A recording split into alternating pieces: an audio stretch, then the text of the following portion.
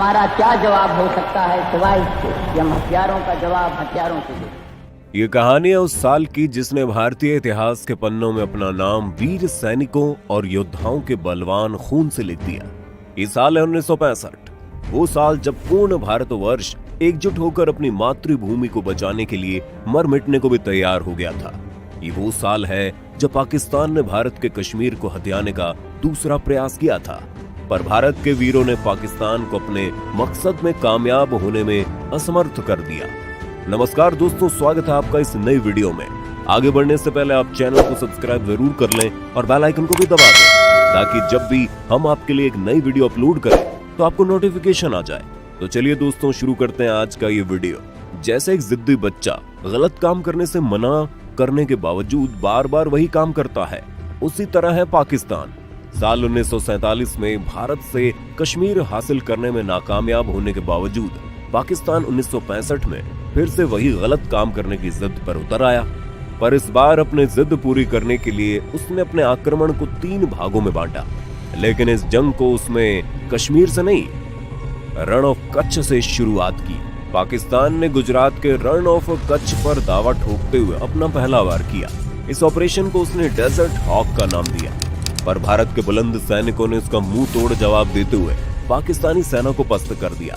Run of Kutch से मिली बुरी हार शायद पाकिस्तान के लिए काफी नहीं थी, क्योंकि डेजर्ट हॉक के नाकामयाब होने के बाद भी पाकिस्तान के सांसद सदस्यों ने उनके प्रधानमंत्री एवं सेना अध्यक्ष आयूब खान पर सीधे सीधे कश्मीर पर हमला करने के लिए आदेश देने का राजनीतिक दबाव डाला। आयूब खान ने हिंदुस्तानी कश्मीर पर धावा बोलने का आदेश दे दिया और इसको इन्होंने नाम दिया ऑपरेशन गिब्राल्टर। ऑपरेशन गिब्राल्टर को मुकाम पर पहुंचाने के लिए पाकिस्तान ने अपनी फौज से 25 से 30 हजार सैनिकों को कश्मीरी वेशभूषा पहनाकर 5 अगस्त 1965 को भारतीय कश्मीर में बतौर हिंदुस्तानी भेज दिया। ऑपरेशन गिब्राल्टर का मकसद कश्मीर में अशांति पैदा करने का था और इस तरह वो कश्मीरी हिंदुस्तानियों को भारतीय फौज के खिलाफ भड़काना चाहते थे और अपनी भेस बदली हुई सेना के जरिए ये संदेश फैलाना चाहते थे कि हिंदुस्तानी कश्मीरी भारतीय फौज के खिलाफ जा चुके हैं। भारतीय फौज को जब पाकिस्तानियों की इस नीच हरकत का पता चला तो वो पाकिस्तानी घुसपैठियों को ढूंढकर गिरफ्तार करने लगे।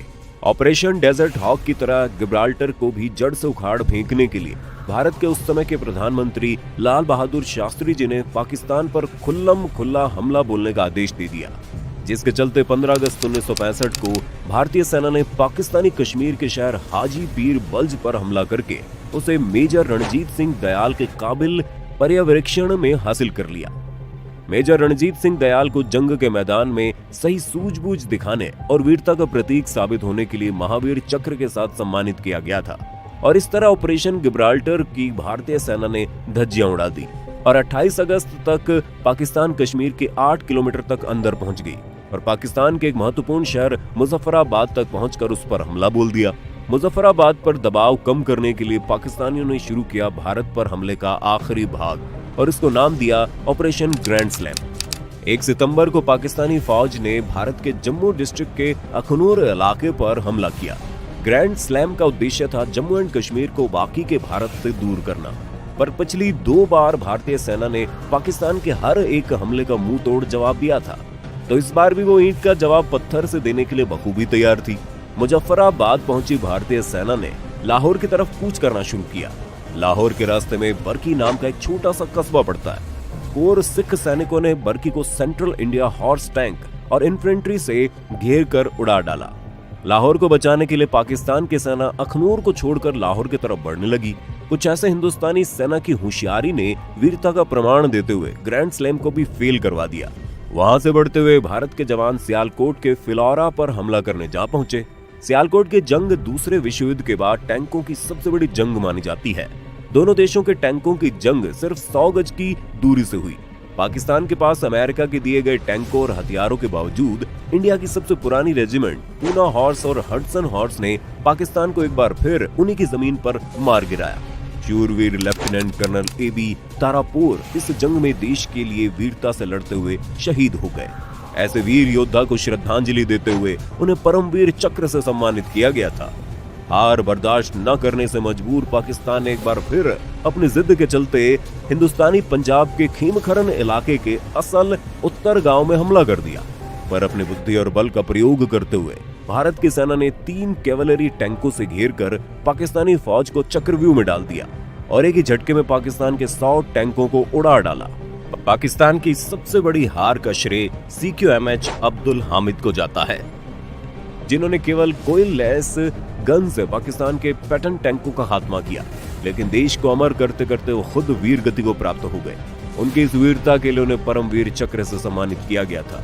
जंग के खत्म होते होते दोनों देशों की तरफ से हमलों की तादाद बढ़ गई थी। इसी में पाकिस्तान के डोगराई इलाके में जाट रेजिमेंट के सैनिकों ने घरों में घुसकर हमला बोल दिया। 27 घंटों की जबरदस्त जंग के बाद भारत की जीत हुई। जीत की गूंज इतनी थी कि 3 जाट जवानों ने एक विजयी मोर्चा निकाला। इस मिशन का नेतृत्व निभाया था लेफ्टिनेंट कर्नल डेसमंड हाइडे ने। उनकी परम वीरता, निडरता और जिस बहादुरी से उन्होंने डोगराई पर कब्जा करते हुए पाकिस्तान को उन्हीं की सरजमी पर सबक सिखाया, उसके लिए भारत सरकार की तरफ से उन्हें महावीर चक्र से सम्मानित किया गया था। 1965 की ये जंग भारत के इतिहास में भारतीय सेना की शूरवीरता के लिए प्रचलित हो गई। भारतीय सेना की निडरता की ये कहानी सबको मुंह जुबानी याद है और हर एक हिंदुस्तानी भारत की सेना से प्रेरणा लेता है और उससे सलाम करता है। ऐसे में हिंदुस्तान की वायुसेना और जल सेना भी भारत पाकिस्तान की 1965 की इस जंग में भरपूर प्रशंसा के पात्र बनते हैं। जहां पाकिस्तान को अमेरिका जैसे शक्तिशाली देश से बड़े बड़े हथियार, टैंक्स, मिसाइल और अन्य अस्त्र शस्त्र मिले थे, वहीं भारत ने रूस और ब्रिटेन जैसे महाशक्तिशाली पावर से हथियार, टैंक्स, मिसाइल और अन्य अस्त्र शस्त्र खरीदे थे। उसके बावजूद भारत की वायुसेना और जल सेना ने पाकिस्तान के छक्के छुड़ा दिए, जिसे देख देश की आवाम भारतीय वायु और जल सेना के बहुत ही आभारी रही, जो जंग में लड़ने के लिए और पाकिस्तान को कड़ा जवाब देने के लिए हथियारों से ज्यादा अपने देश के प्रति प्रेम और मर मिटने के जुनून पर निर्भर थे। सभी भारतीयों को देश के बलवान जवानों पर गर्व है। यूनाइटेड नेशंस से दोनों देशों पर जंग रोकने का दबाव आने लगा तो 22 सितंबर 1965 को संयुक्त राष्ट्रीय सुरक्षा परिषद ने एक प्रस्ताव पेश किया, जिसके बाद 23 सितंबर रात 12 बजे से भारत पाकिस्तान की यह ऐतिहासिक जंग खत्म हो गई। 1965 के इस युद्ध में भारत ने पाकिस्तान के 1920 किलोमीटर की जमीन को जब्त कर लिया और पाकिस्तान ने भारत की 520 किलोमीटर तक की जमीन को अपने काबू में किया। भारत के 2862 जवान शहीद हुए और 211 फौजियों को वीर पदों से सम्मानित किया गया। फिर सन 1966 जनवरी में रूस के टॉशकेंट शहर में दोनों देशों के बीच एक एग्रीमेंट हुआ, जिसके तहत दोनों देशों द्वारा एक दूसरे की जब्त की गई जमीनें उन्हें वापस करनी थी। लाल बहादुर शास्त्री जी इस बात से पूरी तरह से सहमत नहीं थे। उनका मानना था जो खून भारत के वीर जवानों ने देश को सुरक्षित रखने के लिए गंवाया है, वो उनके इस कभी ना भूलने वाले बलिदान को यूं जाने नहीं देना चाहते थे, क्योंकि भारत ने जंग शुरू नहीं की थी, बल्कि पाकिस्तान द्वारा इस जंग को शुरू किया गया था।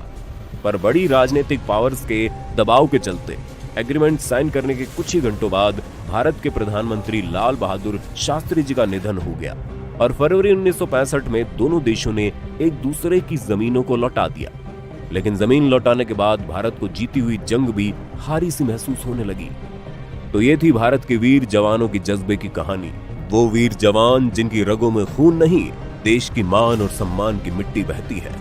दोस्तों, अगर आपको हमारी ये वीडियो पसंद आई हो तो इसे लाइक जरूर करना। कमेंट सेक्शन में जरूर बताइएगा आपको ये वीडियो कैसी लगी।